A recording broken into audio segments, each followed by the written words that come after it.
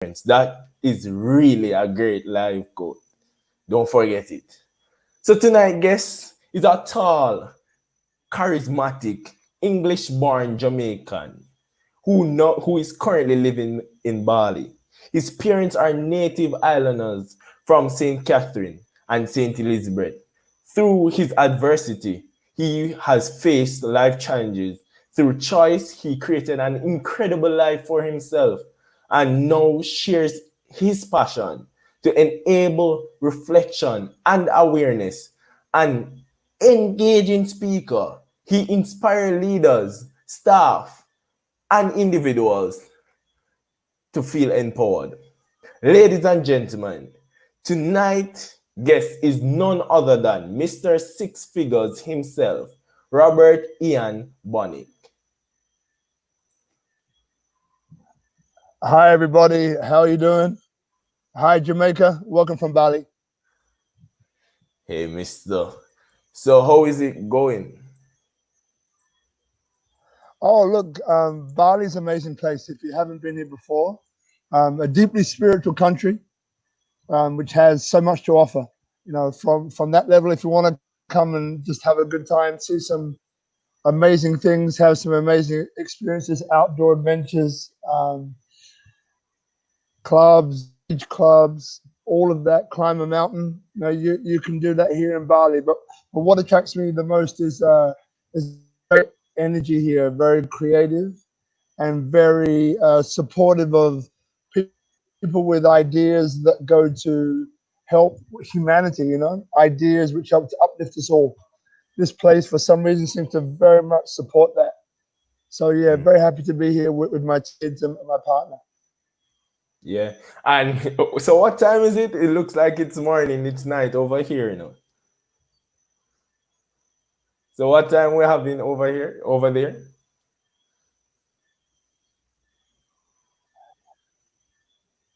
Yeah, early morning. Not you know like uh, over here it's like 9:30, just gone. Not 9:30 a.m. in the morning. Yeah, so 9:30 a.m. on Sunday morning. Yeah, that's good. So, tonight, we're going to have a lovely talk with Mr. Bonnet.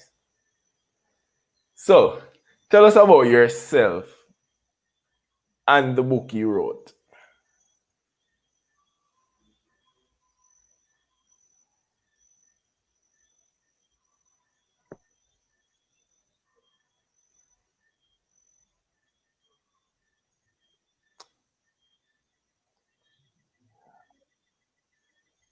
Okay, yeah. So Wait, so you would my have name to, you would have to. is Robert Ian Bonnick, as you mentioned. The book I wrote is this one here. This is one of the first copies actually, and it's called Soul Survivor: How an Abandoned Child Went from Nothing to Everything. Published by New Holland. And look,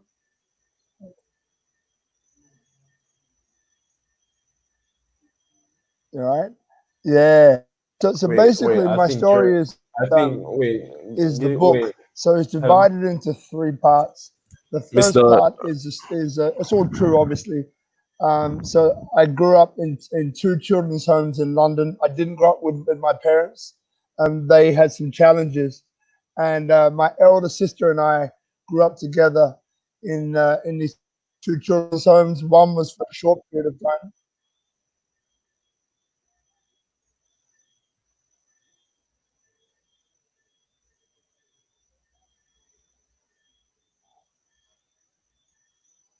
Yeah. So can you hear me? I know the internet might not be the greatest, Well, you're breaking up it, so it's on and off, so I'm not sure. So I can hear some part, but then it's and I like, think we also have a little bit of a delay as well. yeah, I can see that.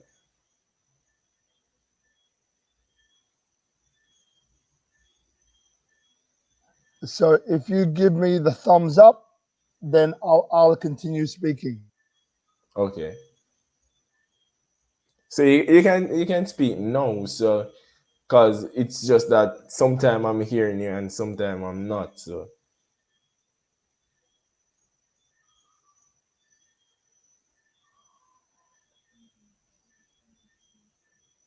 I'm still getting a delay, so I'm not sure.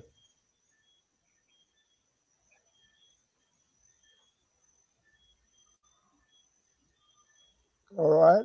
So we shall continue. Uh-huh. You can continue.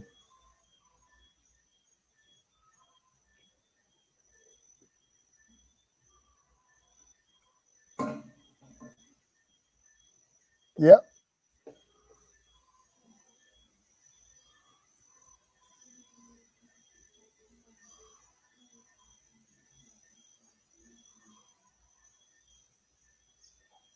Okay. Well, we just if I just talk, and hopefully the gods are looking down on us and smile. Yeah. Yeah. There will be a delay for sure. Mm-hmm. And I'm featuring, I'm getting it.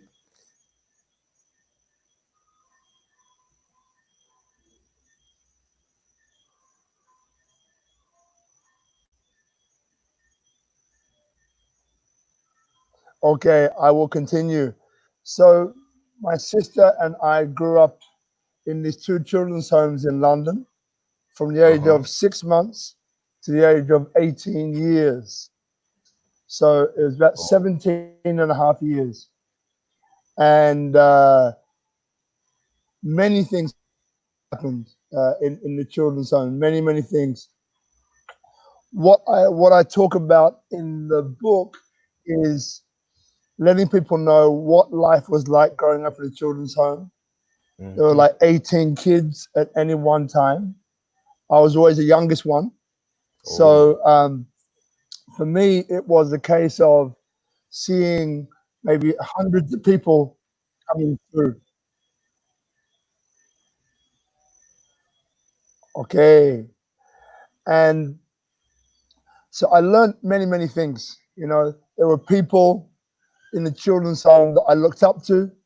I Mm-hmm. learned from every one of them. Some were doing what we the right thing. Some were doing what we may call the wrong thing. Oh, so I it's a learned from all of them, mixture. right?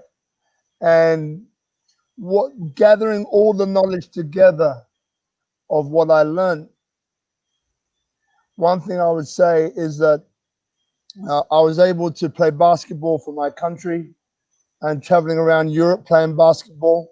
That came as a result of living in that children's home. I was able to work with Madonna, the pop star, on a project, work with the supermodels on a different project, moved to Australia to see business with three in the world there. Then obviously have my own family, two kids. My partner is from Jakarta, from Indonesia, Oh. and became a speaker, a coach, an author. Now, all of these things were never things that were in my destiny growing up the way that I did. Oh, that But the you're saying things that that. I learned in that children's home from the people that were in that children's home allowed me to really take on board all this information and fly, right? Uh-huh. And so, chapter one of the book is about the children's, or the first third of the book is about what life was like growing up in the children's home. The second third of the book is about what happens when you take that glass ceiling, you know, that can sometimes limit us into thinking a certain way. When we remove that glass and that glass ceiling and really change our mindset, then I was able to do all of those things that I just mentioned. And then the final part of the book is about certain practical steps that we can all apply to move us towards achieving our goals and our dreams. Yeah. And that's why the book, all in all, it is a pretty comprehensive piece of work. Yeah. Hello?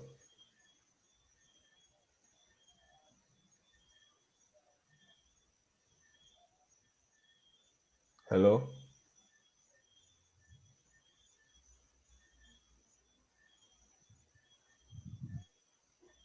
Hello?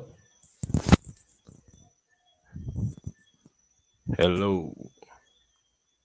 So it's a case, I don't know if you're hearing me, but it's a case where I'm hearing you in a delay. So it's like it's like I can maybe see your picture on time, but it's like I'm not hearing you at the same time. It's like I can see you're saying stuff, but I'm not hearing it till afterwards.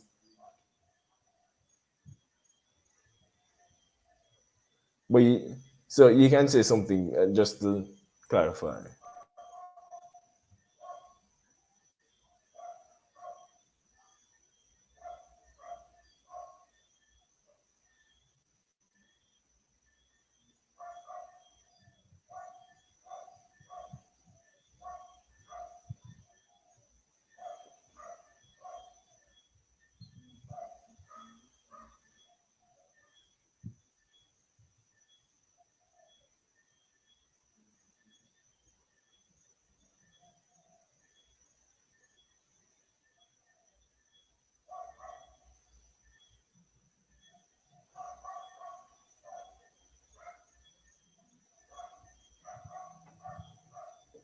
Yeah. I'm just waiting for your next question. Yeah. Oh, Can you hear me? you're saying you're waiting for my next question. Mm. So now, how do you use your book or story to inspire others? Hello there, Lamar. I can hear you, brother. I can hear you.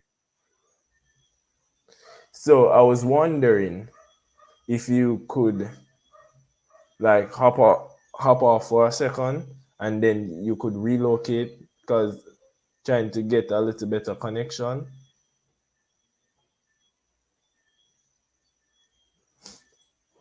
Yes, guys, sorry for it. We're having a little rough technical difficulties, but as soon as we get sorted out, we'll get right back to it. So now we'll take a look at the comments.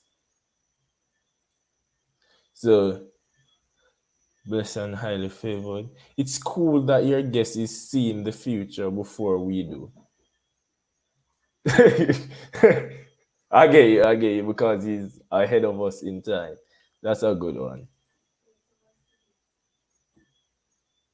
So maybe your guest will have to relocate. I just tell him. So we're going to get that sorted out and then we'll add him right back on and we'll get to continue our discussion. For better Wi-Fi, yeah, yeah. Interesting. So comprehensive as in its covers a lot of topics. Yes. So guys, don't be afraid to comment and I hope you guys are having a lovely evening. If you're here, you can say hi, give a shout out, and remember to like, subscribe, and share the video. So we have a question, who is the guest? So he's known as Mr. Six Figure, Mr. Robert Ian Bonnick. So how your night going on tonight? Because in his book he's speaking about his life challenges and how it was like in growing up in a children's home in England. So he's speaking about the whole roof thing where it's like it's a barrier where it stops you from reaching the level. It's like he was viewing his future in one direction, but he wasn't looking at the different path or the stuff that he could take.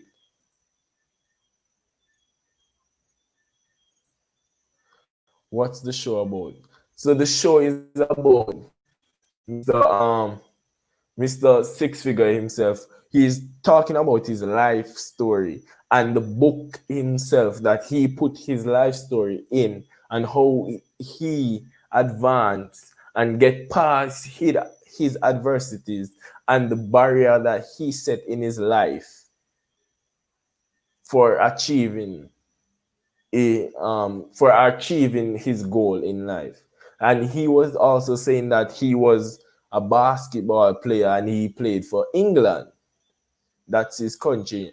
He also got a modeling gig, as what some people may call it. He got a time to model, and also he got to work with the artist Madonna. I don't know if you guys know her, but yeah. Hi, Latavia. Hope you're having a lovely night. I've never read the book before. Can I learn how to get rich by reading this book? Well, we'll find out. So he's back, so I'll add him. I'll be adding him. Yeah. Hey.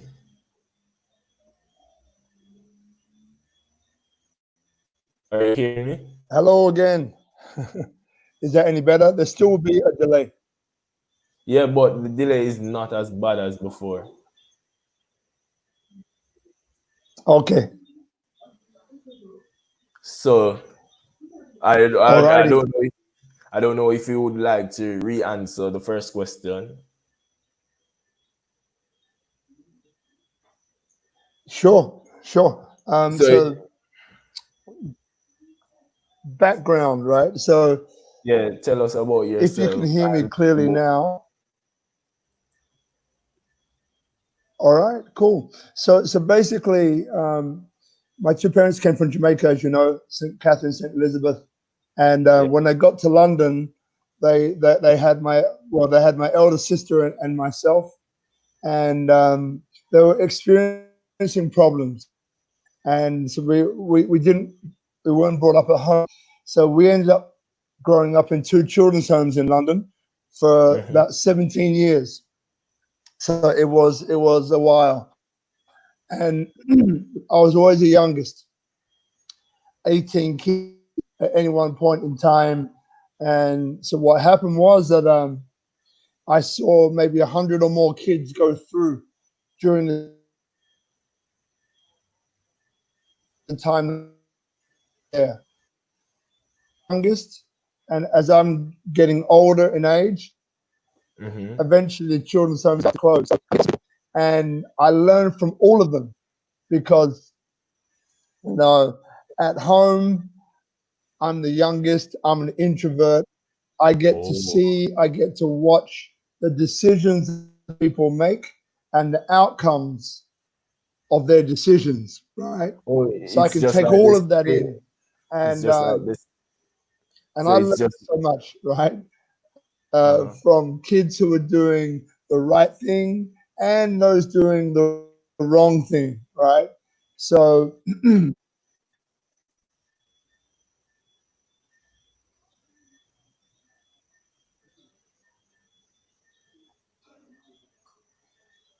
that delay coming in. Yeah, it's still coming So, in. but I managed to gather together all of that knowledge and direct it and focus it into achieving things in my life. So I was able to play basketball for my country. Uh, yeah, that's what I thought. Yeah. So to play basketball for my country. And then I moved on. I worked with Madonna on one project, the pop star, and then worked with the supermodels on another project. That was in Italy, both in Italy, in Milano. Then I moved again, moved to New Zealand, Australia, where Mhm. I had a business voted number three in the world, which was great. And then met my partner, had two children, became an inspirational speaker, an inspirational coach, an author. Uh-huh.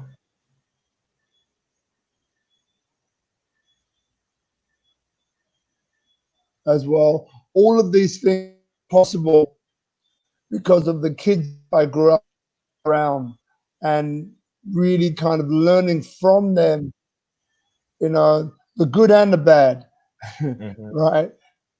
But being able to focus it into a direction that I was able to use to create success. Mm-hmm. Mm-hmm. Probably got a delay again. Yeah, Yeah, so yeah. where this book comes in, Soul Survivor, how an abandoned child went from nothing to everything, published by New Holland. Where the book comes in is that the first third of the book goes into what life was like in the children's home. Mm-hmm. Some of the people that were in there with me, some of the characters that were showing up, and what we did, the good and the bad stuff that we did. And then that's the first part, the first third. The second third is about what happens when I removed the glass ceiling from the top of my head of what I thought I couldn't achieve. Removed that and just went for it. Just every time, just stepped out, put myself in a vulnerable place, and just went for it. And that's some of the successes that I've just mentioned happened during that time. And the final third of the book that goes into some of the practical steps, some of the Mm-hmm. practical things you can do to tap into your flow, to tap into your genius, to tap into the thing that makes you unique, and to use that along that road to gaining success. Yeah, yes, and that sounds very inspiring. All right. Like, So did you get all that or most of it? yeah, well, it just finished. That's why I was just waiting. But I was saying the whole thing that you were saying that you learn from people, about the good and the bad. It's just like something it says. It's a wise man to learn from his mistakes, but it's a wiser man who learns from other people's mistakes. So I'm just saying that you were using this concept in your life, learning from other people, knowing what the outcomes of certain things are in life, so you can either make certain step and avoid the others. So we have some comments here, some questions. So this one is from Latavia Johnson. She said, "Can I learn how to get rich by reading this book?"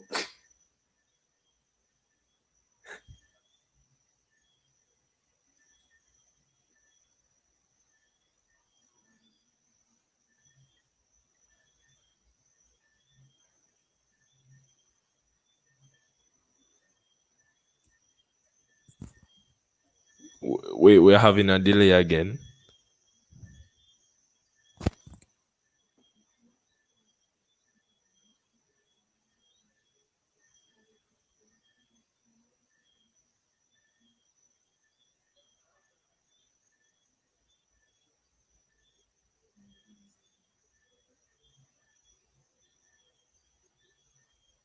I'm not hearing you.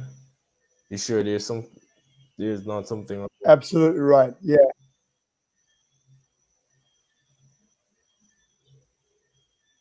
You can you hear me?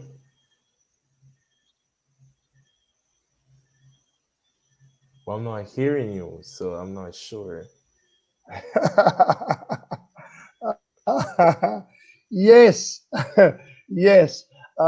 So what this book is talking about is tapping into your genius, right? Tapping into what makes you unique, tapping Uh-huh. into your unique ability, right? With Yeah. your unique ability, you can become rich, right? So the whole point, yeah, with your unique ability is how you become Uh-huh. rich, right? So this book will help you to tap into what that unique ability is. Yeah, I get your response. I understand. Understand what you're saying. So now somebody's asking who is Madonna. Yeah. Yeah. So did you get that answer? Well, yeah, I just got it. It just Yeah. delayed. Lamar, can you hear me? Did you get the answer? Yeah, I can hear you. I can hear you. So you're hearing me right now. Mm. Dang.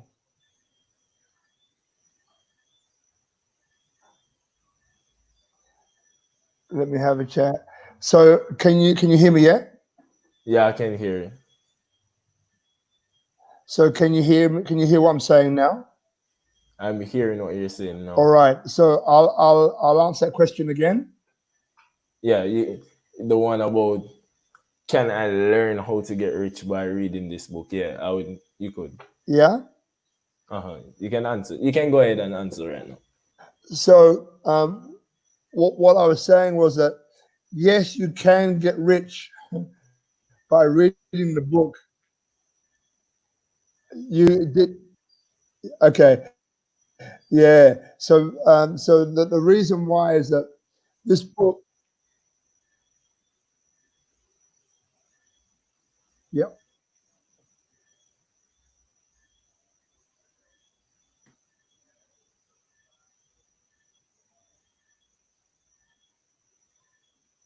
Okay.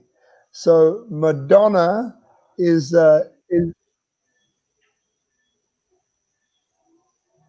okay.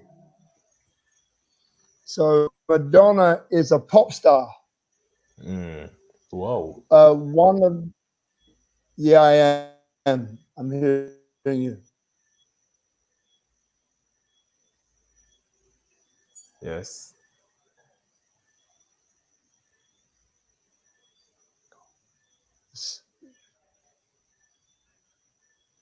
Well, I'm not sure what's happening because it's as if so.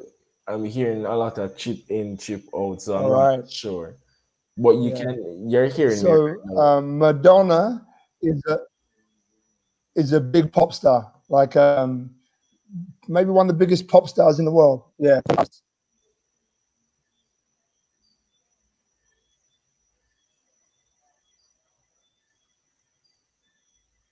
Okay.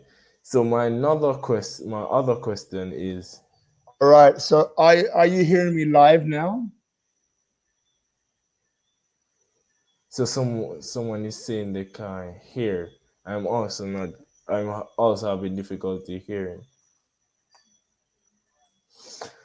Um, I'm really sorry about this, guys. We're having a bit of technical issues. I'm not sure what's going on. Maybe there's an issue on his end, but I'm really sorry about it. But I'll be adding him right now. Hey,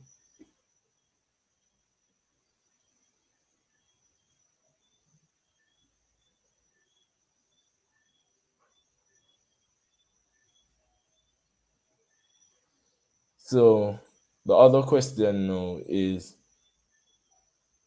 how do you use your book or story to inspire others? Okay. Are you hearing me now?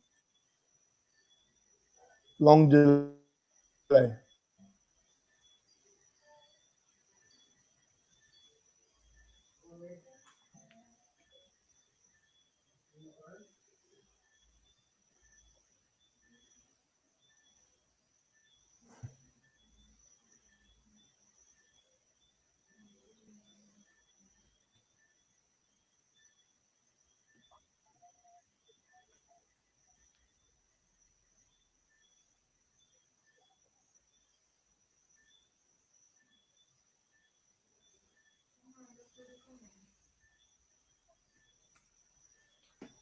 Yes, I am.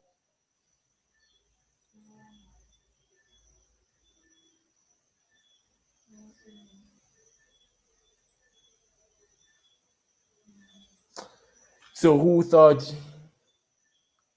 would have thought that reading a book could make someone rich? It's yeah, but it's not only that, it's that the book is giving us tip. giving us tips and stuff that we should, different practice to get in tune with ourselves, understanding our minds fully, and gaining the knowledge to actually open that full potential that we have. So the book is providing an avenue. It's giving us different stuff that we can do to get in tune. Your connection is very poor. Yes, and we're sorting that out. So my mind is preventing me from becoming rich. Yes, many of times is the perspective that we view life that's holding us back. Many of times. I'm ashamed of myself. You know, you shouldn't be ashamed of yourself, but you should use this moment as a turning point to be making the difference and making the change at this moment. So don't be ashamed of yourself.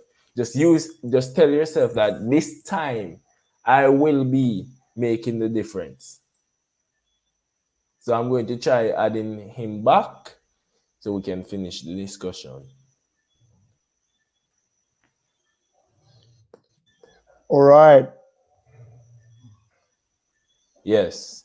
So how So do the you use? book is an extension of a keynote speech that I do. And that keynote, the importance of it is that it's not where you start your life that's important. It's going that's important, and what you learn about yourself Yes, yes. along the way. So the book is an extension of that keynote, which allows Yes. me to reach more people. So it Mm-hmm. allows me to talk on interviews like this. Yes, yes. So you're Yep. saying the book helping you to inspire others and giving you different platform to help to bring across the word that you're spreading. It's like the book is another, what would you call it, avenue or channel that you use to bring out this different inspiration that you have. I completely understand, and that's good. So my other question is, how do you make six figures or help others to make six figures from a book?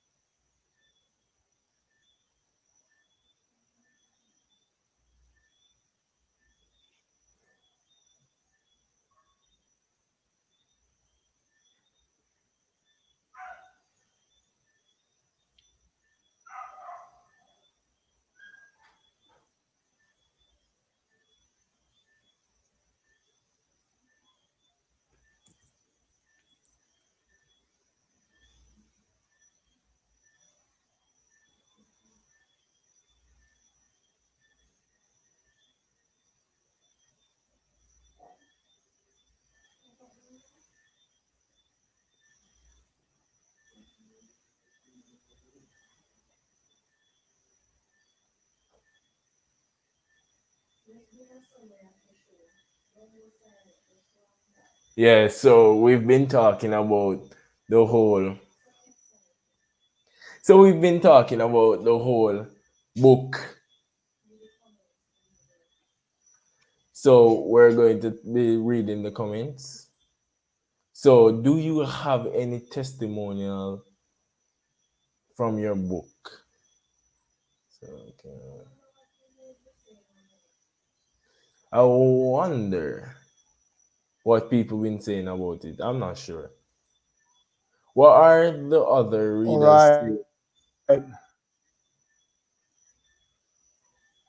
Can you hear me now? Yeah, I can hear.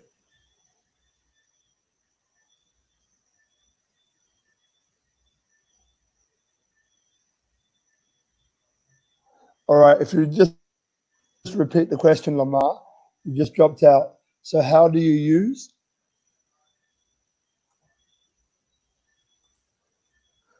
So how do you make six figures or help others to make six figures from a book?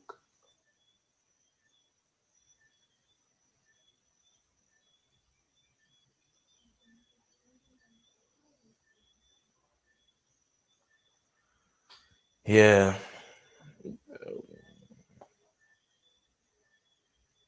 Yeah, so we've been talking about the whole soul matter thing and how powerful the mind is and how powerful these mental barriers that we have can stop us in life.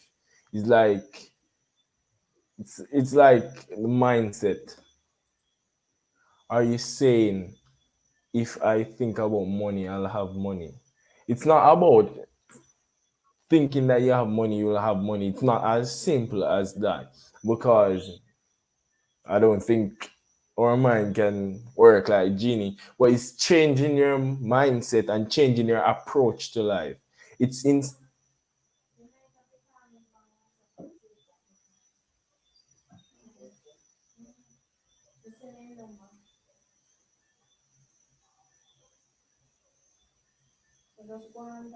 yeah. So it's like it's it's not like that. It's just changing how we view stuff and changing how we approach life. So if we approach life as a failure, we're not going to want to do anything because we're going to stuck on the ideology that we're failures. But if we approach life as a winner and saying that this is the goal that I'm going towards and I will achieve it, is that each barrier and each failure that appears in our life, we use it as stepping stone to reach to the next level, to reach closer to our goals.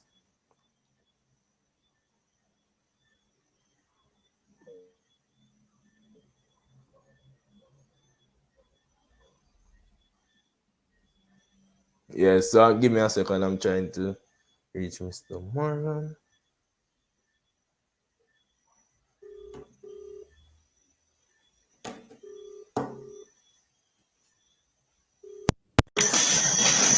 Hey, Mr. Morgan. Yes, Mr. Morgan. So sorry, Mr. Bonnick. So we're talking. So we'll be using WhatsApp call because we're having other internet issues. So how are you doing? Tell us if we can hear you. All right, I'm just trying one thing now. Yeah. 1 second. All right, 1 second. Okay, I'll give you a second. Okay. All right. I want to know if you guys are hearing him loud and clear. Just tell me a yes. I'm hearing you, but it's it's a bit hard. 6 2 0. All right, do you look okay? Yeah, I'm hearing you through WhatsApp call, so I don't know if you want to do it via WhatsApp call because it's not working out on the on the medium. All right, yeah. Let's. I just tried to make my mobile phone into a mobile Wi-Fi. Okay, so I'll wait until you do that then. So I'll give you some time. Yeah, it's gonna be simple. So I'll be just talking about what we've been covering so far. So yeah. So if you guys are just reaching, we've been talking about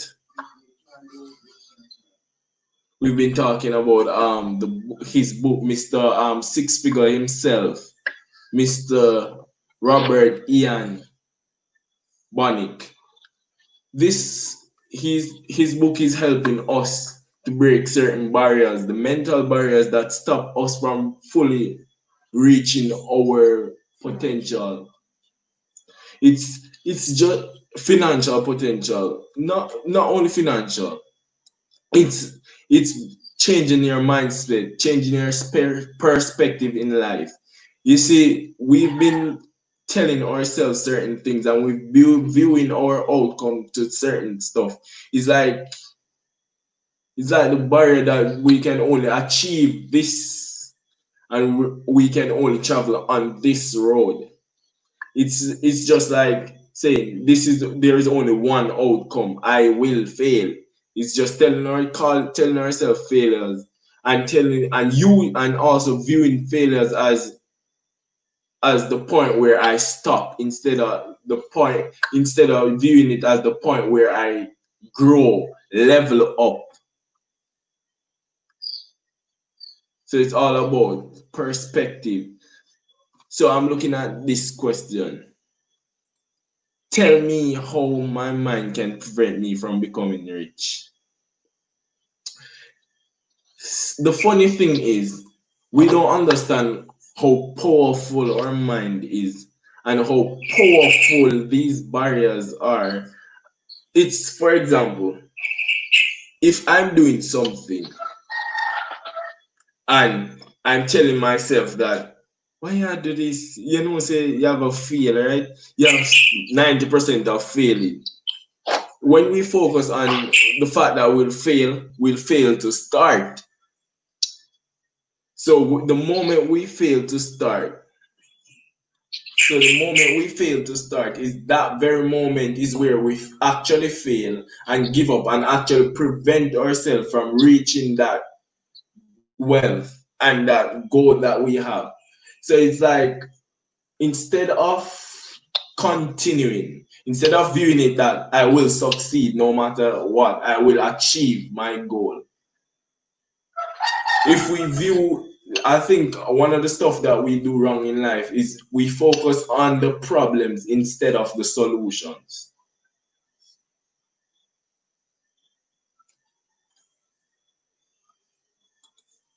A sound inside the background.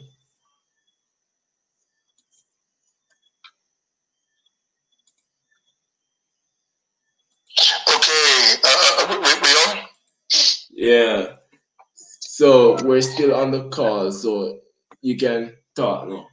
So we can go through. Okay, great. Yeah, all right.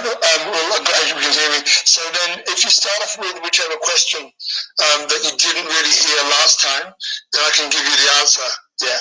So it was a question from Elliston Davis, which was, who is Madonna? Okay, so Madonna is a music performer. So is a performing artist, like Shaggy, like Sean Paul. But Madonna, when she's probably one of the largest performing artists in the world, like Michael Jackson. You know, yes. maybe not as high as Michael Jackson, but not far away. So she went global, and she was kind of dominating for, I think, probably 10, 15 years. Yeah. So if you just Google Madonna, MADONNA, you'll see that she was huge. Yeah, like a very, very big performing artist, singer, dancer. So someone is asking if you will be reading something from your book. All right, that wasn't the plan, but more than happy to. I mean, look, like probably the most important part, I would say, of the book is one quote. And it's a quote by a guy called Goethe. Goethe spelled Goethe. So Goethe. Last time, GE for golf, O for October, E for echo. So Goethe, T for whatever it is, telephone, H for hotel, and then E for echo. So Goethe. And it's called On Commitment. On Commitment. That's the name of the poem, right? There's this one line which inspired me like you wouldn't believe, and it still inspires me today, that I'll be happy to share. And the line goes like this. It goes, when one truly commits oneself, then providence moves too. So once again, when one truly commits oneself, then providence moves too. Last time, when one truly commits himself, then providence moves too. I didn't know what it meant, but I knew it was powerful. So I had to go to the dictionary and check out what providence meant, or what providence meant. I knew there was a place in the US on the New England coastline that was called Providence. I knew it was a physical place, but I knew it wasn't referring to that. So what it basically means, that line, which is so important, and it underpins everything in your life, right? It's a bold statement, but it's true. So what it means is that when you truly commit oneself, in other words, when you truly decide that I've had enough of being poor, I've had enough of being lonely, I've had enough of not being in a relationship, I've had enough of whatever it is in your life. When you truly reach the point of saying, I've had enough, therefore I am going to do X, I'm going to become rich, or I'm going to have money, or I'm going to be in a relationship that serves me as much as I serve it, or I'm going to become a stand for somebody else. Right? When you truly commit yourself to that, then God moves too. So providence means God. Then God moves too. Now this isn't necessarily religious in the sense of Allah, Buddha, Krishna, but if that's what it means to you, that's what it means to you. But what it basically means is that when you truly commit yourself to making a change in your life, then what happens is that then it's like the universe or God, and that can be Jesus for some people, it can be Allah for other people, it can be Buddha for some people, it can be Krishna for other people.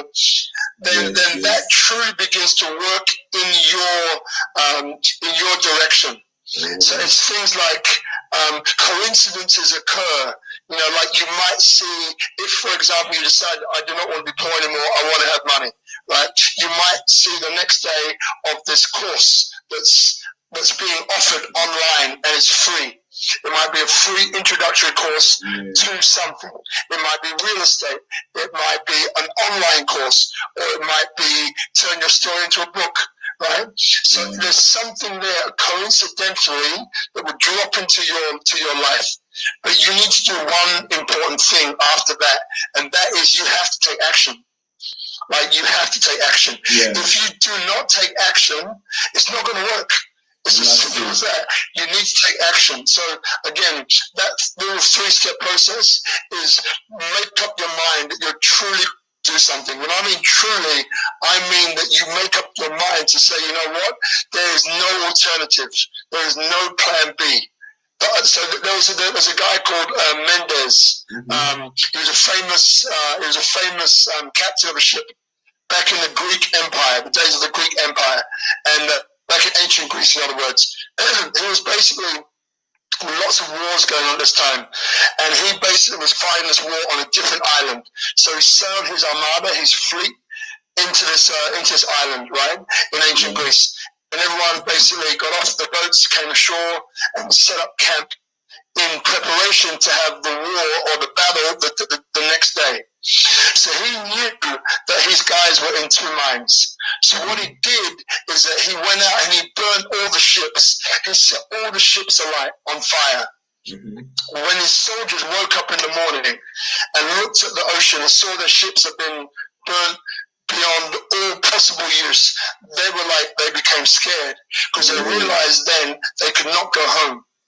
So during that time of fear, he did something very important. He said, hey guys, pay attention to what I'm about to tell you.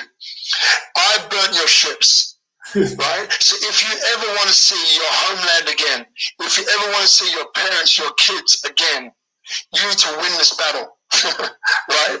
So he gave them no option. And you have to do the same. And in a way, you need to do the same for you. So when I say, when one truly commits oneself, that's what it means. It basically means you've got no plan B. So you have to succeed. There's no failure. There's no opportunity for failure. You have to succeed. It's win or lose. That's it. So if you haven't reached that point, nothing's going to work for you. I'm being bold here, but I'm just, we're changing gear. Right? Nothing's going to work for you. Oh. Because you haven't committed to it. If you sit on the fence and say, I could do this, maybe I can do that, and if that doesn't work, maybe I can do this, and another, you're not committed, guys, right? You're not committed. Yeah, you need to commit. You have to commit. And sometimes that means that you get yourself in a situation where you lose all your money.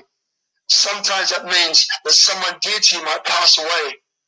Sometimes that means that somebody who is your safety blanket, right? Someone who's been bailing you out this whole time, whether it's financially, emotionally, mentally, whatever, they've been bailing you out the whole time. They suddenly disappear. I don't know what that thing is going to be for you, but all I'm saying is that there will be a thing for you that will happen that will set you up on a different course. But you've got to take action, and that's that third step. You know what I mean? So the first thing is you've got to decide. The second thing is you've got to commit. The third thing is you've got to take action. Now, if you're still stuck, there's a process called visualizing, right? So visualizing is basically, it's because the brain, all of our brains thinks in pictures. It thinks in pictures and images, right? That's what our brain does. So what we need to do, and it's so as an athlete, right? This is how I became an elite athlete in basketball through this process I'm about to show you. And that process is basically visualizing. So what does it mean? It means that I close my eyes, I imagine, I create a 10-second movie. So I'm like the actor, the director, and the producer of my own movie, right? And I'm starring in my own movie. So for example, so basketball, right? I wasn't great at shooting, right? Meaning I was okay at shooting, but I wasn't confident. So what did I do? So what did I do? So I basically didn't. I still kept up my physical training. I still kept on going to practice shooting the free throws, shooting the layup, shooting the free throws. Maybe I should have chosen cricket after our last conversation. But anyway, we're basketball right now. So basically what I did is I sat down somewhere quiet, back straight. I took 3 deep breaths, like 3 deep breaths. Close my eyes. So now my energy is beginning to drop into my stomach. I keep breathing as usual, in through my nose, out through my nose, in through my nose, out through my mouth. Whichever one is more comfortable for you, it doesn't really matter. So what then happens is that I'll close my eyes and I'll visualize what would success be to me? What would it look like? So for me, playing basketball, we're talking about like Michael Jordan or Kobe Bryant, with 2 seconds left, you're 1 point down, you get the ball, you need to score. What are you going to do? Right? So I was that guy where I'll get the ball and I'll freeze, or I would pretend not to be able to get free to get the ball because I was too scared. So what I did was, and again, this is using all your senses: smell, touch, taste, hearing, all of them, right? So I imagined, right, that I was in that situation. 2 seconds left. The crowd, I can hear the crowd going nuts. I can see my player with the ball looking for me. I could feel the defender on me trying to stop me from getting free to receive the ball. I would push him off with my arm, put my hand down. I would get the ball in my hands. I would feel the ball in my hand.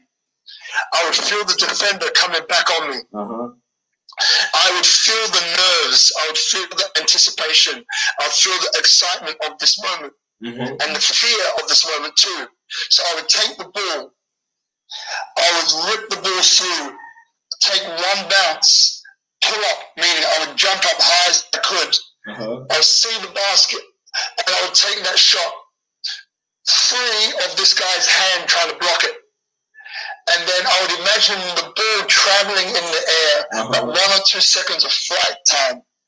Now imagine that ball going into the ring, like into the hoop without even touching the ring, like straight into the net, and make that sound, that sound hitting the base of the net. In other words, me scoring. Right? You mean rimless? And then I would imagine, then I would imagine me landing, because I'm still in the air. I imagine my 2 feet landing on the ground, I would imagine the crowd going nuts. I would imagine my teammates jumping on me. Oh, yeah, I yeah. would feel their body. I would smell their sweat. Right? I could feel like the relief in my body that I made the shot. I would feel the confidence rising within me, rising up. Right? And I'll feel my fist going in the air, like punching the air, like, yeah! Right? Now, this is a 10-second movie I'll play in my mind before I would go to sleep, and immediately when I wake up in the morning. Before I go to sleep, and immediately when I wake up in the morning. I did this for 2 weeks. Right? Now here's the thing. Your brain, my brain, everyone who's listening to this, who's going to listen to this, our brains do not know the difference between what is real and what is imagined. Okay?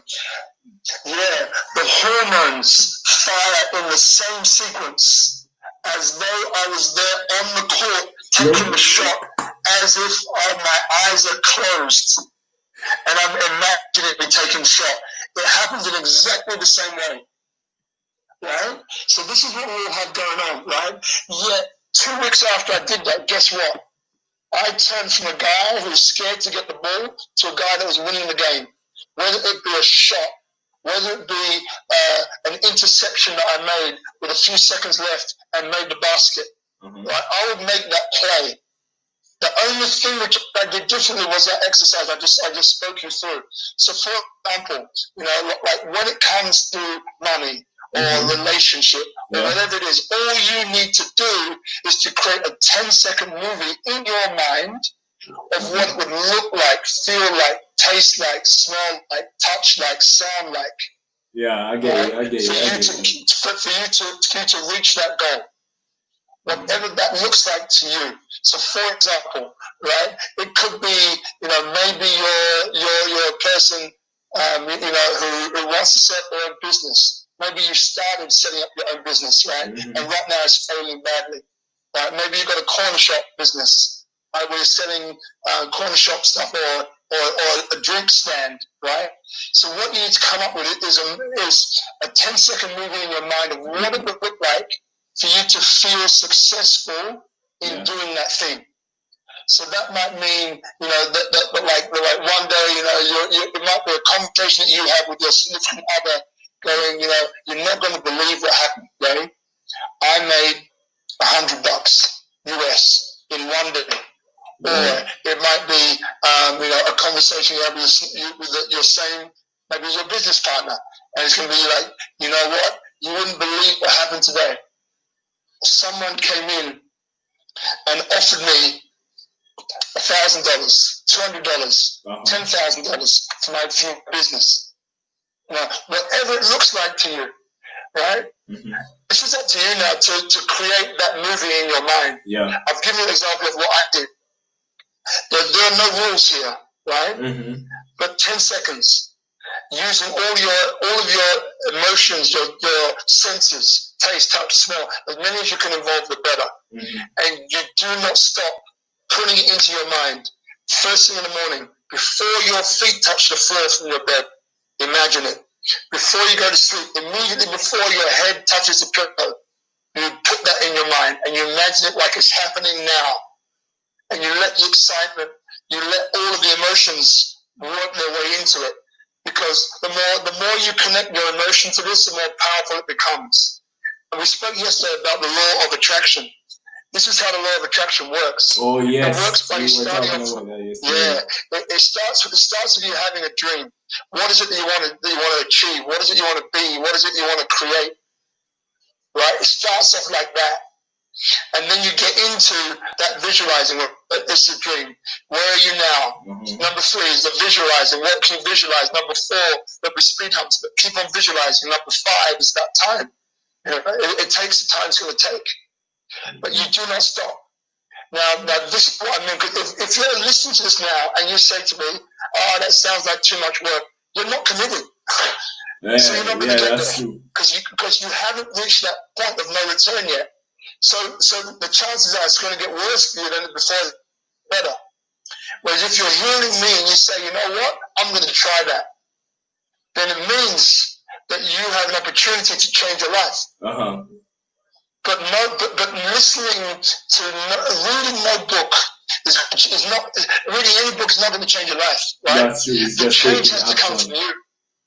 Reading a book can get you inspired. Yeah. Reading a book can give you the process, but it has to come from you. Yeah. Right? So it's a question earlier of, can this book change my life? Can I make rich? The answer is yes. But the fact is that it needs to come from you first. If you do not desire this thing, like there's nothing else that's important in your world, like you single-minded, if you don't get to that point, you're not going to get the breakthrough. It's as simple as that, you know, and that's a hard truth right there, but it's the truth. You know, like it's pointless me coming on here and feeding you full of like hot air, because at the end of the day, it comes down to that poem, you know, when one truly commits oneself, then providence moves too.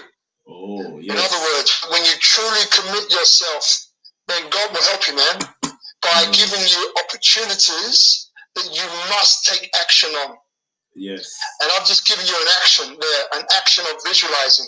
And visualizing taps into your subconscious mind, and your subconscious mind is connected to the whole of whatever it is, whole of consciousness, which is a whole other story, right? So when you put that thought out there, it's like a stone. It's like dropping a stone in a pond of still water. The ripples affect everything. And the bigger the stone, meaning the bigger the drive, the bigger the passion, the bigger the dream, the bigger the desire for you to make a move in your life, bigger the stone.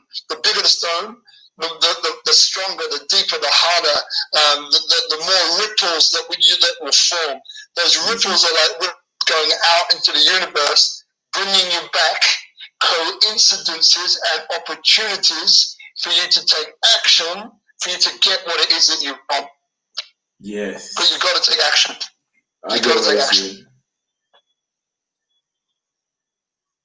And that is true. And I think that's one of our problems, you know, is that we focus more on our failures than us succeeding and achieving our goal. We don't. It's actually it's like it's hard for us to even see ourselves winning. It's like the first thing we can see ourselves is failing. And I think absolutely. And I think that's one of the greatest issues. I've learned recently that we should focus more on the solution instead of the problems. You know, it's interesting because this thing about failure, like the world has got us believing, right, that failure is bad and failure is to be avoided at all costs. You know, I look at it a different way. Failure is part of success. You know, if you look at anyone who's had success, they've all failed. Yeah. Right? And yeah, in the beginning you said, you know, look, it's better to learn from other people's failures than your own. Yeah, it is. But sometimes you need to learn from your own too. Yeah, that's true. And when you feel, you know, you feel it on your skin. You know, like Michael Jordan, again, you know, I use basketball a lot because that's a game which I played to the highest level. But it doesn't matter what the game is. It can be cricket, it can be anything. But Michael Jordan, he failed more times. You know, he missed thousands of times. You know, but what made him great is that he kept on coming back. Because at the end of the day, you know, like, put it like this: all of us here can walk, or all of us here have walked before. And what I would say to you is, how did you learn how to walk?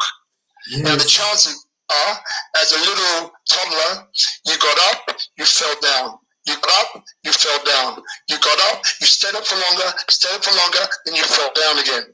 You got up, you fell down. You got up, you stayed up. And you stayed up, and you stayed up, and you stayed up, and you stayed up, and then you fell down. Then you got up, and you stayed up for longer. Right? That's how we learn. So we failed forwards. That's what happened to us.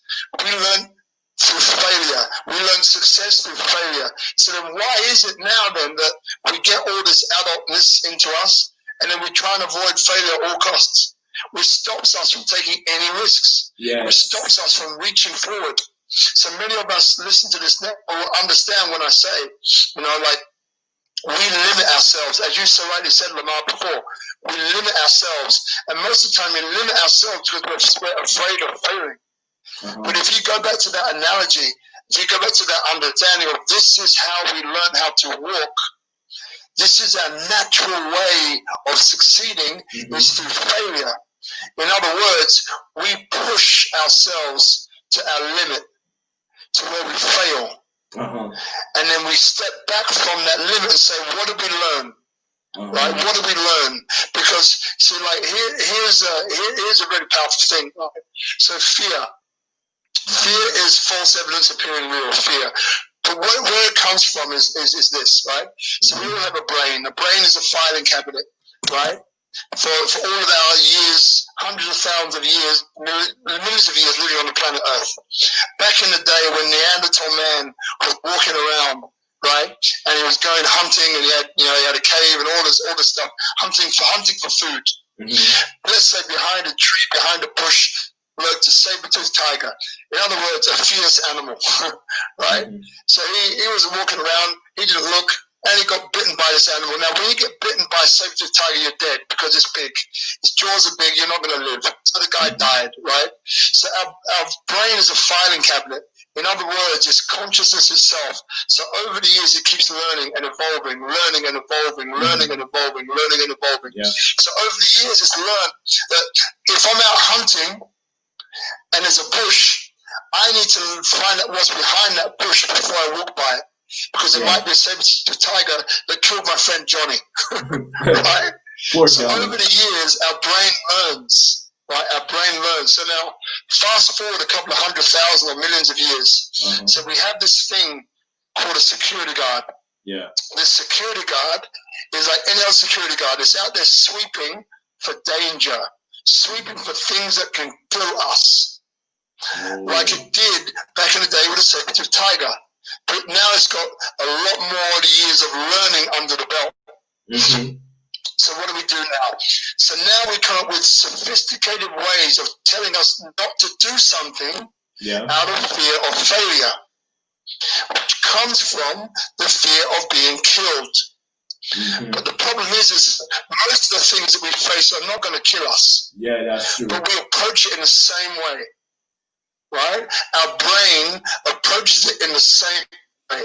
So now what is then happening is that, we've now got this security guard that's standing at the doorway of our mind.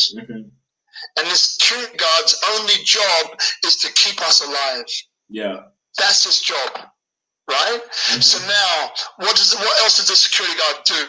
The security guard basically stands up, like it's outside of a nightclub or something, and it's looking for people that are drunk, looking for people that are intoxicated, looking for people that might be a threat, looking for people, who might endanger us, looking for people who might, so now we're into this, it's not even happening, but we put it into our future as though it might happen.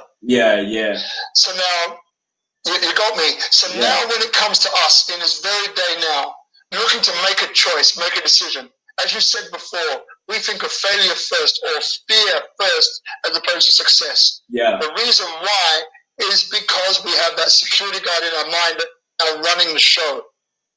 It's now running the show. We put it in charge and we step back. So if we realize, well, hang on a second.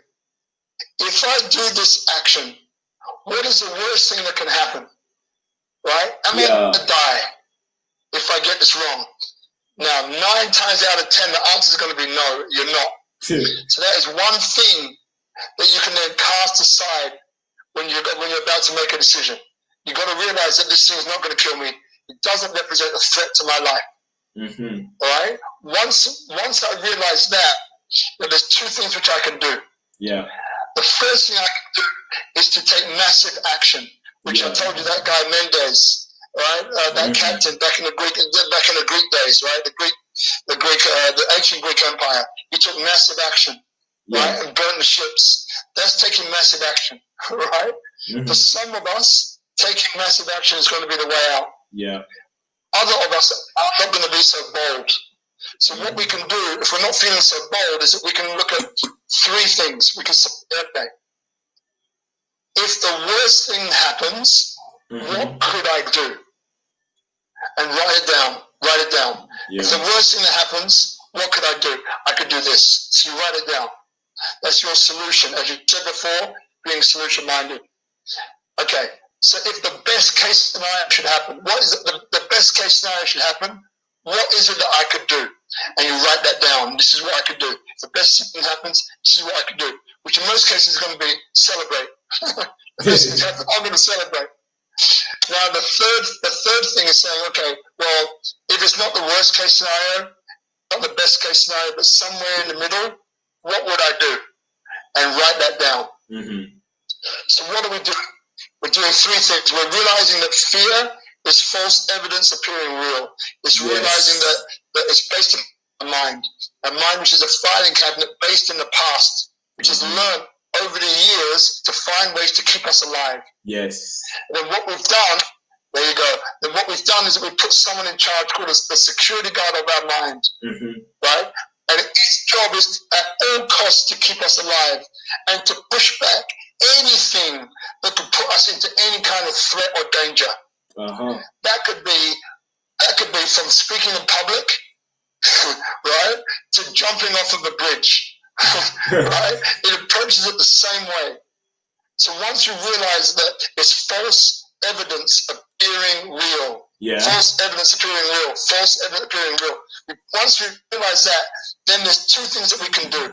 There's a lot more, but I'm giving you two to make it easy. One is to take massive action. Whatever that looks like for you.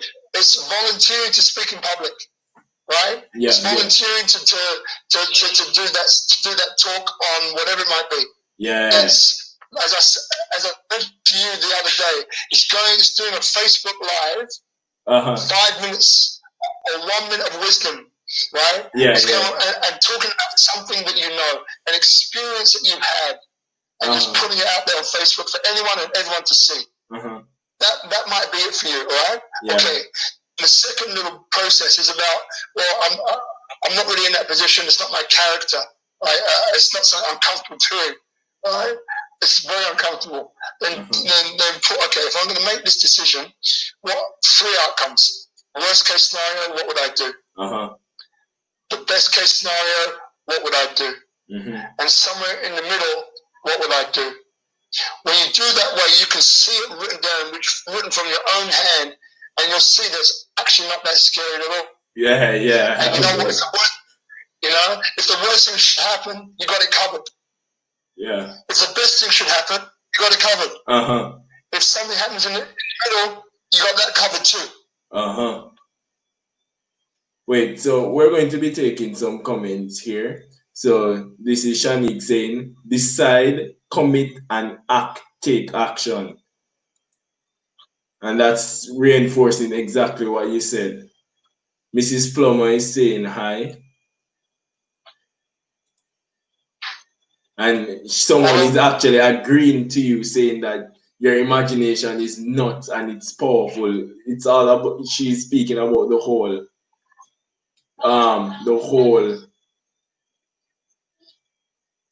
whole visualization thing. And she's saying this is priceless.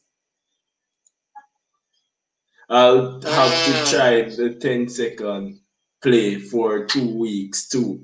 Yes, it's true, is that we need to learn to put ourselves into that moment of success instead of the funny thing about it, we actually visualize us failing more than how we visualize ourselves succeeding. I remember I had like an issue. I have a lot of issues talking to people and being for example, getting rejected by females. And I always, before I talk to someone, I always can see myself and how I react to the situation and getting rejected more than how I can see myself getting the girl. And I think that's one of our issues about everything in life. We tend to see ourselves failing and we doubt the possibility of achieving our goals. And there's someone saying, great tips, Rob. Thank Thank you. Thank you. And someone is saying, I know I'll be making 6 figure after this. Yes. Great. That's great. And Monica is saying, for real, we always ask what can go wrong. When can we ask what can go right? And that's true, it's like we don't I think the first thing in life we should try to learn is taking control of our mind and fully understand our emotions and how it's affecting us, because I think the whole control of mind is actually that place where you find yourself, and I think a lot of us haven't found ourselves as yet. And Shanika is saying hello.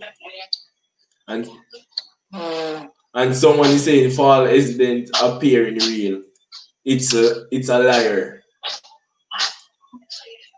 This is wisdom right here. I'm gonna buy this book. And it's true, you should. Where can I find it? So someone is asking where they can find your book. Okay. So on my website, you're going to have a couple of links there. So you're going to have that on the website, and then also Amazon. You'll find it on Amazon. And then what we can do, I think Shanik has probably left it, is there's a direct link to the New Holland, which is the publisher, New Holland Publisher's website. And you can get it direct from there as well, and they'll send it to you. Yeah, I just want to say, firstly, I just want to thank both of you, Lamar, Shanik, for inviting me. I'm really enjoying this, and I really want to thank everyone who's listening in, whoever listens in, to share this and to get this, and to what it sounds like people are getting it. It's really important because, it's like we all have 24 hours in a day, and the thing is that, and this is the whole point of the book, really, it's not where you're starting life, it's where you're going. Yes. But the thing is that a lot of people haven't had the access.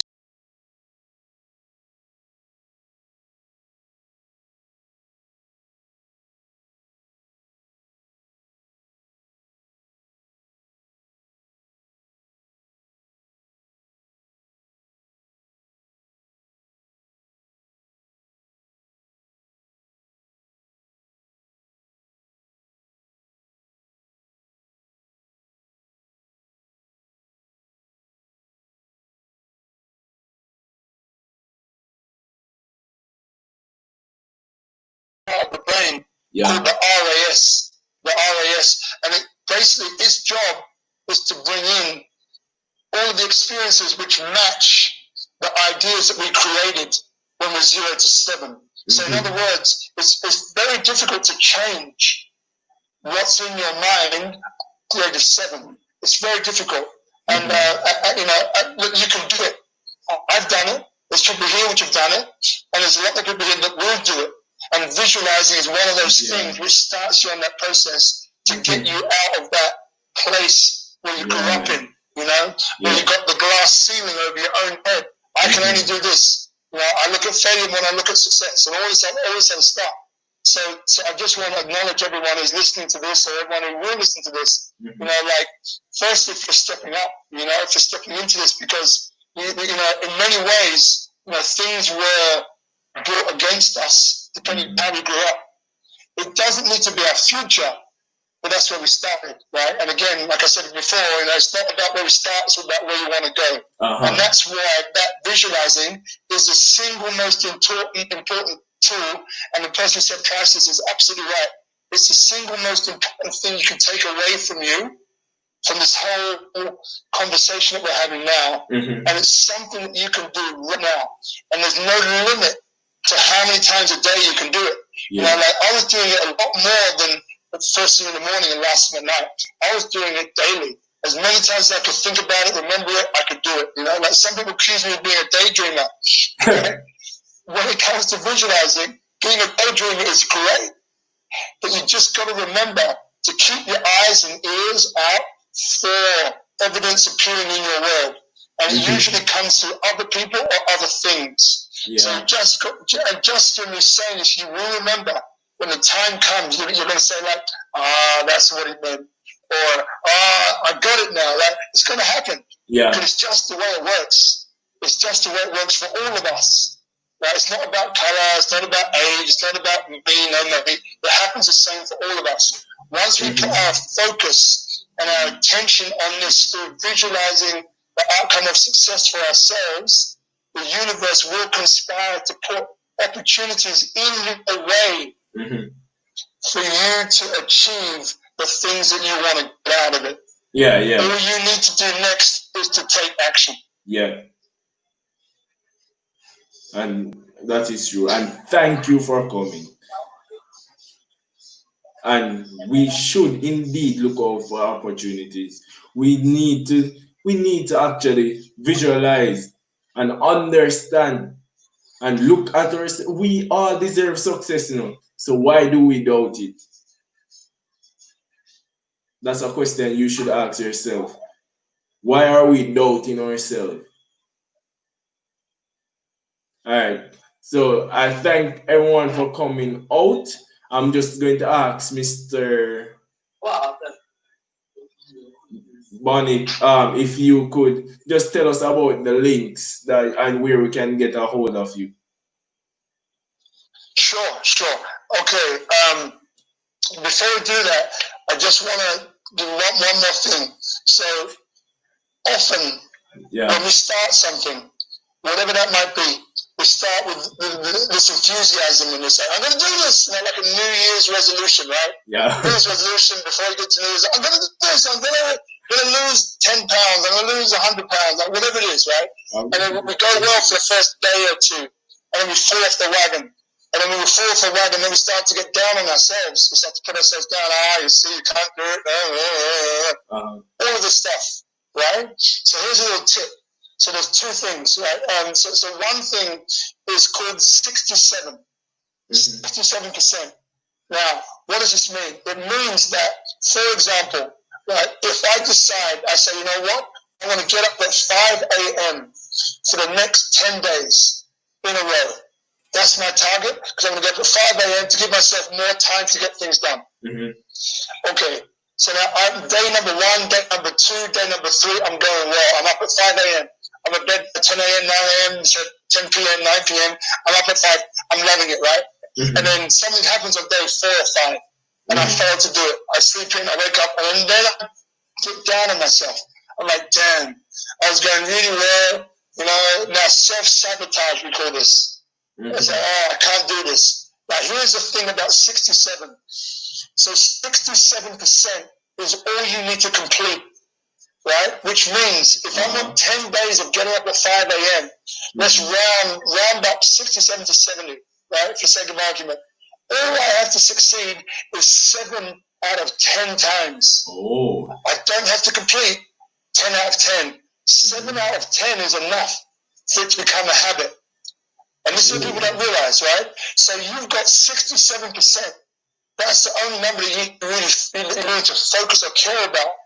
So in other words, if I go and I'm on like day number 5 and I fail on that day, that's 1 day out of 10. I've still got 2 days that I can fail and I can still reach my goal. So when you do this, I want you to remember 67%. That's all you have to do. You do not have to do 100%. So if one day you have a bad day, it's okay. Don't stop. Don't stop. Just keep on going. Because 67% is all you have to do. That's one thing. The second thing that works hand in hand with this is called the law of underachievement.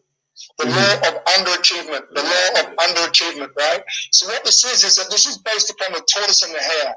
Like that fairy tale that we were told when we were young about there's a race between the tortoise and the hare, right? And like everyone thinks the hare is going to win, right? And the hare starts off fast, right? Gets to close to the finish line saying, you know what? And the tortoise just came over to the start line. And the hare's like, no, I've got this race down. I'm licked. I'm going to win this race easy. I've got time to do other things, right? And it gets distracted.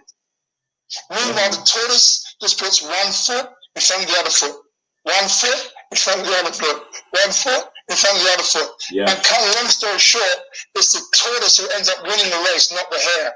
So when I say underachievement, right, what we often do is we set these massive expectations for ourselves. Yeah. And then we start on, and again, I'm a believer in dreaming big. Absolutely, no doubt about it. But what I'm saying is that you can underachieve your way there. Because what happens is that we all have this level of consciousness around things, right? Yeah. Around success, around achievement, around this and around that. Yeah.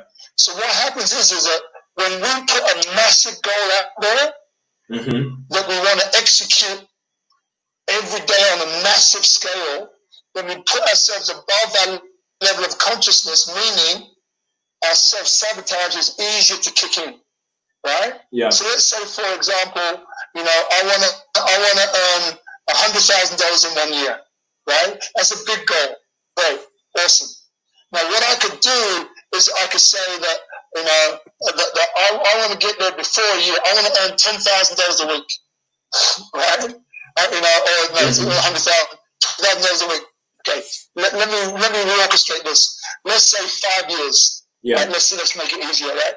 So let's say 10 years. Make it even easier than that. So let's say 10 years. Yeah. Now, if I say 10 years, I could probably get there by earning $10 a day. Right? For $10 a day for 10 years, I'm probably gonna arrive at it. You're good at maths. I'm not great at maths. Right? Yeah. Or I can say I want to earn $10,000 a day and get there faster.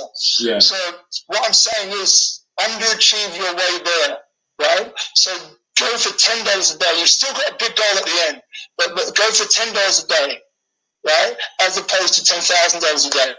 Or if you're losing weight, let's say, for example, you want to lose, like 100 pounds. Yeah, right? yeah, I get it. I've seen diets that can do it for you. I've seen diets that can do it for you in 2 weeks, right? Instead of doing that and put yourself under massive pressure, do it in 6 months. Do it in a year.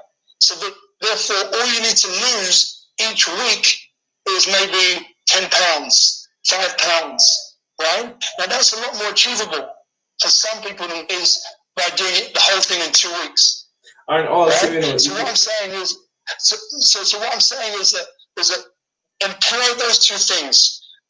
That rule of 67%, but also, like underachieve your way to success, because success, all it really is the installation of a habit. Yeah. So we all have habits. Yeah. We all have habits right now. Whether it is we drink too much, we eat too much, go to bed too late, we go to bed too early, right? We've all got habits which are either working in our favor or working against us. What we're doing, what success is changing your habits from those which are doing you damage or doing you a disservice into a habit that is working for you and working in your favor. Yeah. And if you and by underachieving, it doesn't matter about the volume. It matters about what you're doing, because if you underachieve your way there, what you're doing is that you're creating a habit. And it's the habit that then you can scale to, $10 a day, $1,000 a day. Right? That just becomes a habit. Yeah. Right? But you've got to get the habit in the first place. So getting the habit in the first place, underachieving your way there is fine, because all you're really doing is you're training your body, mind, and spirit into a habit that supports you to be successful. Yes. As opposed to a habit that's taking you down, taking you away from that. Right? Okay. So how do you get in touch with me? I'm on Facebook. My Instagram is blocked at the moment. I've got to get back in. But Facebook, email, website, robertianbonnick.com. All of those links, just make them available. Messenger, Facebook. I've got my personal Robert Ian Bonnick, the inspirational one, to Robert Ian Bonnick, inspirational speaker. So that's three or four there. Yeah, and we're going to actually make these links available in the description, so you don't have to worry about that. Awesome. Yeah.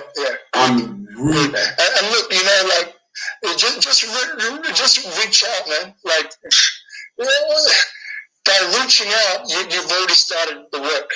Yeah. You know, you've already started, because at the end of the day, right, we all come into life with everything that we need. We all do.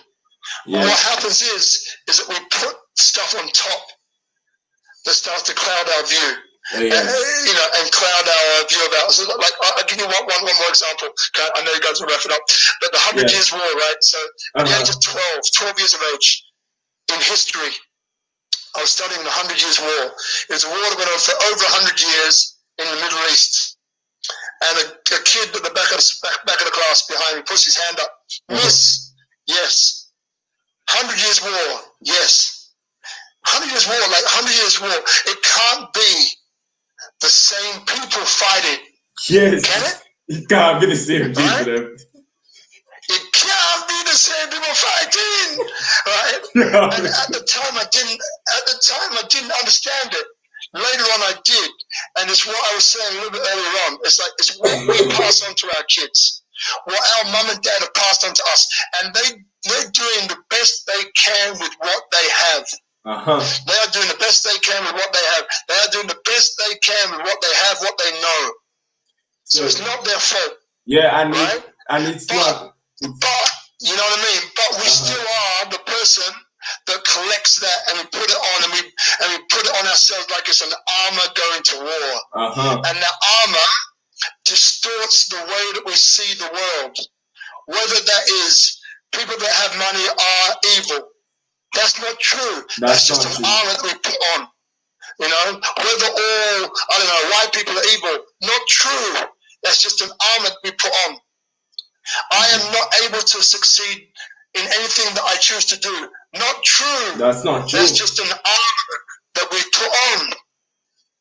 Right? That's all. That's all. It's an armor we put on. And it's up to us to change. To take the armor off and say, you know what? That's not true. Whatever's true is what I say is true. Yes. And that's where visualizing comes into it. You know, that's where looking at yourself in the mirror in the morning and saying, you know, you are a successful person, right? You are success. You think success. You act success. Therefore, you become or you are success. You know? Like, when you say to yourself in the mirror, look at yourself in the mirror, for the first period of time, you're going to feel like, oh, this is rubbish. If you say that for 21 days or more, it becomes a habit. It becomes a habit, right? 21 days or more, it becomes a habit. My kids is full of breakfast. Love it. Thank you so much. Thank you. It becomes a habit, right?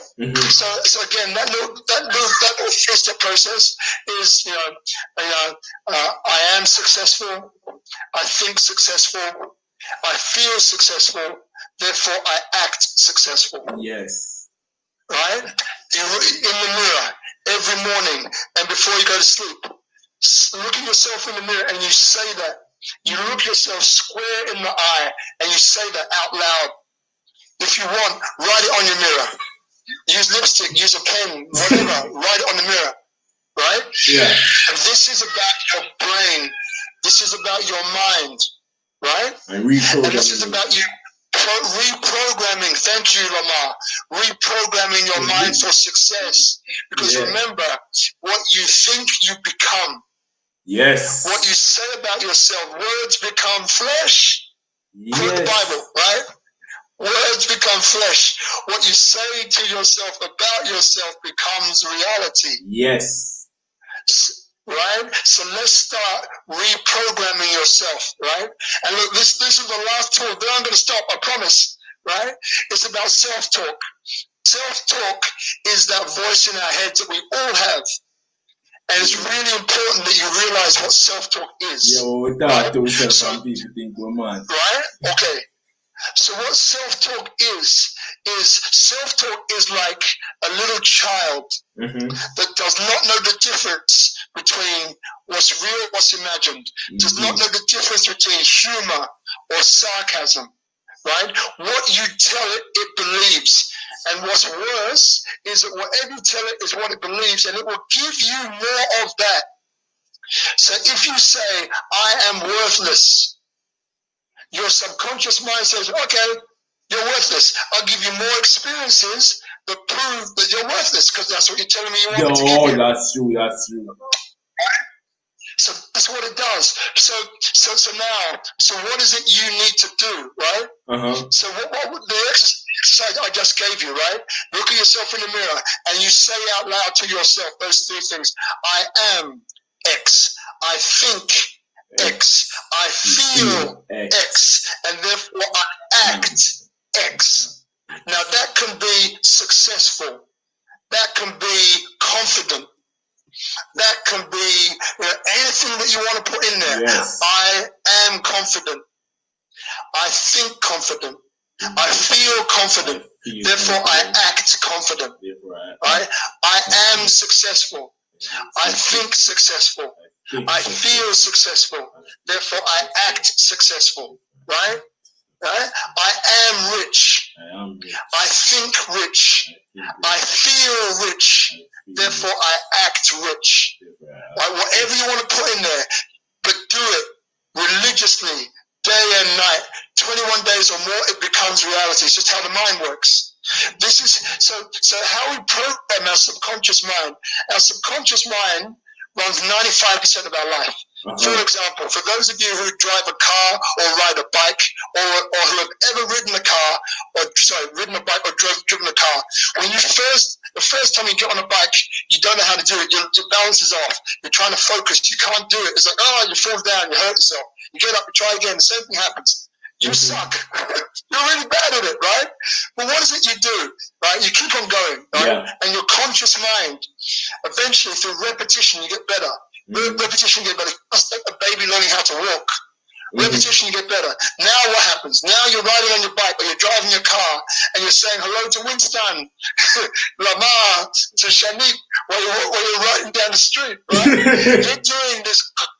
You know you're doing it. You might even be smoking while you're driving or on the phone while you're on your bike.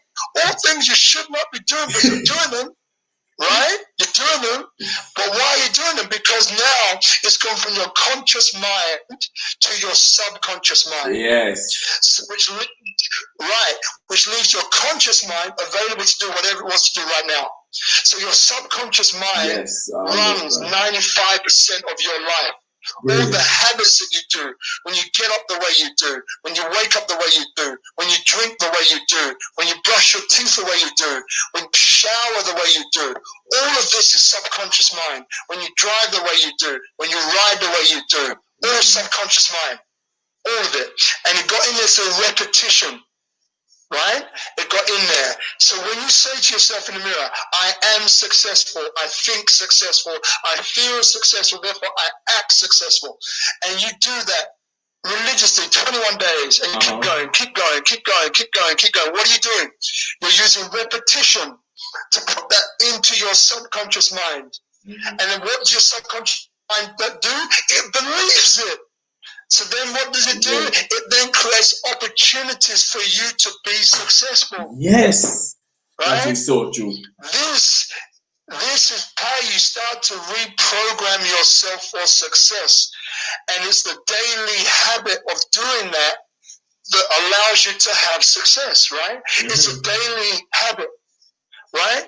That's what you're doing. So now, let's say subconscious mind, right? Back to self-talk, which is the same thing. Yeah. Talking about the same thing. In your mind, right? You're there and something comes up, right? You fail at something, right? And you're feeling bad about it, right? So let's say that you wanted to get $10 today. You want to make $10 today. You didn't do it. And you turn around to yourself and you say, you know what, I didn't do it. And your self-talk is going, you're a failure. Yeah, you didn't do it. You failed. You're worthless. You're nothing. Blah, blah, blah, blah, blah, blah, blah, blah, blah, blah, blah, blah. All rubbish, right? But that's what you're saying. This is what you do. This is what you do. So you say, you know what? My subconscious mind is telling me right now that I suck. Or my subconscious mind is telling me right now that I'm worthless. Yeah. My subconscious mind is telling me right now that I don't count. Right? But, now this is the important part. Yes. But you know what? I have faced bigger challenges before and I've succeeded. Yes. And I'm gonna do it again right now. Right? So this is the important part. So we acknowledge what is present by saying to ourselves, either out loud or to ourselves, it's okay, right? If you say it out loud and you're walking down the street, people might think that you're crazy. Yeah, that's true. You can do it if you want. Do it if you want, it's okay. But you've got to say to yourself, my subconscious mind, not me, but my subconscious mind is telling me right now that I'm worthless, or that I'm SHIT, or that I don't count, or my opinion doesn't count. Yeah. But you know what? I've been in tougher situations before. And as Jamaicans, man, we've been in some tough spots, man. Yeah, man. True, right? Every day is true. tough. Every day is tough. Yeah, man, right? true. But guess what? We're still here now. Yeah. Right? Jamaican Maroons, Marcus Garvey, Malcolm X, right? Yeah. Martin Luther King, Bob Marley, all Jamaicans that changed the world. We all have that within us. We all have that hardwired within us. It's just that sometimes we put ourselves down because we let the world tell us. Yeah. But the world is what we tell ourselves, actually. So right now we are reprogramming ourselves, and we will reprogram our world as a result of it. Right? Yeah. So again, my subconscious mind is telling me X. But you know what? I've been in tougher situations than this. I've been in tougher situations. I've got through slavery. I've got through whatever it is, man. And guess what? I'm still here now. I've been through much worse than this, and I will get through this. Yeah. The same way. Right? And again, what we're talking about repetition. Repetition, over and over and over and over and over and over and over and over and over and over and over and over and over and over and over and over and over. I'm running out of breath. And over. That's how you get conscious mind into your subconscious mind that becomes a habit. Yes. And the habit is a daily habit that changes your life, that programs you for success, however that looks like to you. Whether that's money, whether that's fame, whether that's fortune, whether that's relationships, whether it's a marriage that works, whether it's friendships that works, whether it's playing football, cricket for Jamaica, West Indies, whatever it is, man. Not about your 4 runs. It's the inner game. It's the mental game. Yeah. It's the mental game. Because physically, we are endowed with some amazing gifts. It's the mental that lets us down. And we do it because we allow other people, other situations to take us down. We need to take our power back. Yes. And how we do it is by employing some of the things that I've been passing on to you now. Yes. When we do that, we take back the power. And with the power, it's like we have the ball. When we have the ball, it's up to us to decide what it is we want to do with the ball. Yes. And I really appreciate all these tips. And to be honest, these tips are priceless. So guys, please get your copy, because what he's saying is really a life changer. So I want to thank you very much for being here. God knows, words of wisdom, indeed, true words of wisdom. And thank you very much, Mr. Robert, for being here. Well, man, thank you so much for having me. Shanique, thank you so much for reaching out. And, you know, like, understand this, right? You know, we learn through teaching others. Yeah. We learn through teaching others. We learn through teaching others. We learn through teaching others. Yeah. In other words, if something which I have said resonates with you, or it just feels good, and you're like, you know what? I'm going to do that. The quickest way for you to imbibe this, right? The quickest way for you to bring this into your world is to teach someone else. Yeah. Is to pass it on. I listened to this guy today, and he's talking about this, and this, and you know what? I'm going to do it. Do it too, man. I'm writing it down. I'm doing this. I'm speaking to me every day. I'm controlling my self-talk. I'm mastering my self-talk by doing this, and this. You know, I'm doing it, right? So the quicker you're able to do that, the quicker you imbibe it for yourself. Because it's like you're telling yourself it works. Yeah. By telling other people, right? Again, I leave this up to you. I don't tell you to do anything. I'm